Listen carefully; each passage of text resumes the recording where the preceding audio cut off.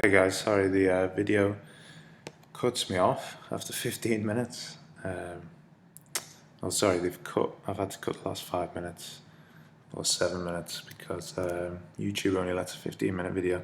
So we'll just put, I'm just putting the part 2 up now.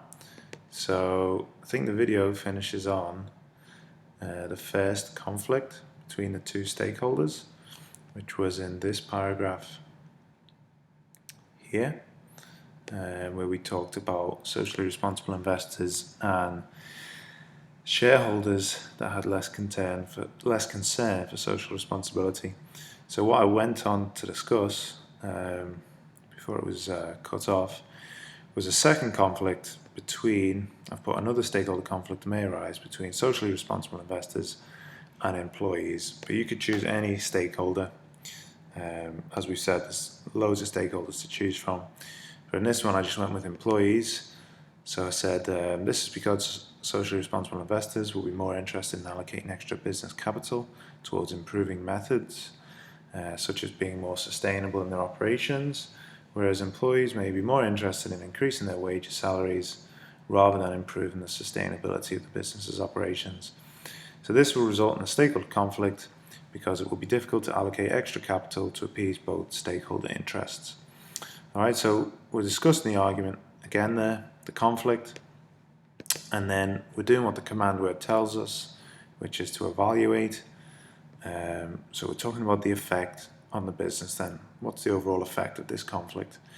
So I've just said here, this conflict may have a negative impact on the business because, for example, employees may become demotivated if their desires are not appeased.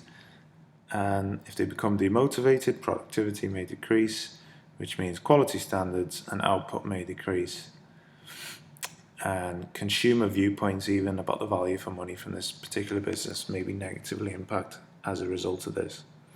So we've basically done what the questions asked us and what the command words asked us.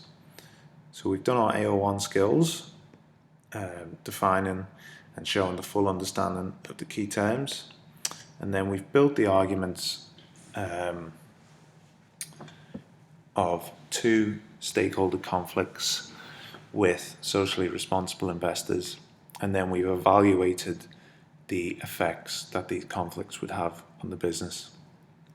Now at this point in an AO3 question, you want to finish with a conclusion.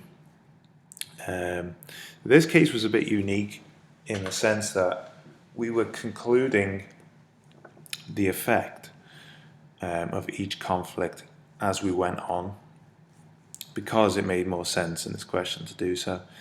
And the other unique thing about this question was you didn't really need to apply it to the case study because it wasn't about a particular business.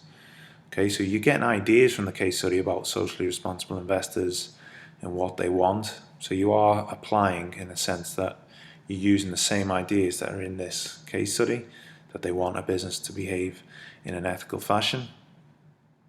But you didn't have to apply to any particular business. Anyway, so I've finished with a conclusion here. Overall, there are many conflicts that could potentially cause the business many problems, but the biggest cause of the conflicts may very well be how to allocate funds / capital to fulfill stakeholder desires. If this becomes a problem in trying to appease all stakeholders, there may be a negative impact on the business in terms of its image and appeal to stakeholders, maybe future investors. Okay, this is one of the rare times again, we didn't really need to finish with a conclusion because we had been concluding the effects of each conflict as we went on.